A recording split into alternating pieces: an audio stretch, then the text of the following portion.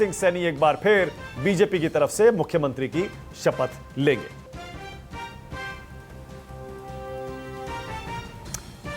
Okay, प्रशांत जरा आप ये बताइए, हरियाणा में और इससे पहले लोकसभा में एग्जिट पोल जो फेल हुए, अब आने वाले चुनावों में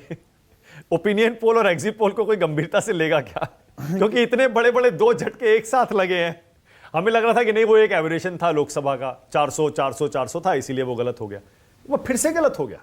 हरियाणा। बिल्कुल, देखिए मानक, जिस तरह से जो ओपिनियन पोल या एग्जिट पोल की हम बात करें, वो जिस तरह से गड़बड़ हो रहा है, वो कहीं ना कहीं मतदाताओं के मन की बात जो है वो उसको समझ नहीं पा रहे हैं, या फिर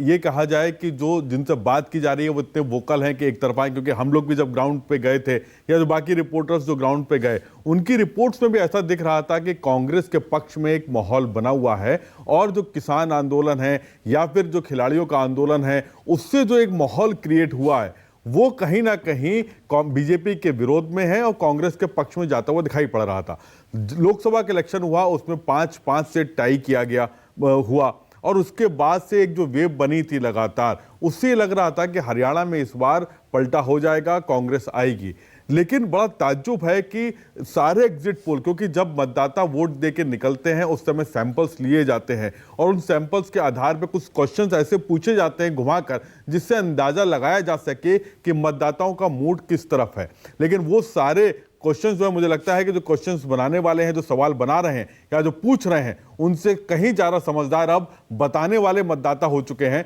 वो भी उसी तरीके से घुमा फिरा के जवाब दे रहे हैं कि जो पूछने वाला है वो खुद कंफ्यूज हो जाए। तो इसीलिए सारे एग्जिट पोल कंफ्यूज हो गए। मानक, मैं इसमें एक चीज़ ऐड करना चाहूँगा कि जब 2024 में लोकसभा का इलेक्शन हो रहे थे, उससे पहले खट्टर साहब, जो कि खत्री बिरादरी से आते हैं, उनको हटाकर नायब सिंह सैनी को लाया गया, पूरी कैबिनेट बदल दी गई, और उससे बड़ा ताज्जुब हुआ कि एकदम चुनाव से ठीक पहले इतना बड़ा उलटफेर, और कहीं ये लोकसभा इलेक्शन में कहीं नुकसान तो नहीं दे जाएगा। लेकिन आप देखिए कि बीजेपी वहां पर 5 सीटें जीतती है, मामला टाई होता है, और एक बार फिर जब 4-5 महीने के बाद विधानसभा के चुनाव होने जा रहे हैं, तो पहली बार 2014 में जिस सीटों के साथ, जिस थंपिंग मेजोरिटी के साथ आए थे,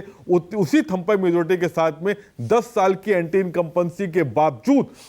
उसी बहुमत के साथ में फिर वापसी करती हुई दिखाई पड़ रही है बीजेपी। तो ये काबिले तारीफ है, क्योंकि सैनी एक ओबीसी चेहरे के तौर पे उभरे हैं, और ये कहीं ना कहीं ओबीसी का जो लामबंदी है, गैर जाट वोट जो लामबंद किए गए हैं, और ओबीसी का जो साथ मिला है, वो कहीं ना कहीं बीजेपी की जीत का बहुत बड़ा कारण है। वहीं अगर आप देखें मानक, मेवात में अगर कांग्रेस से ज्यादातर जीतने वाले जो कैंडिडेट हैं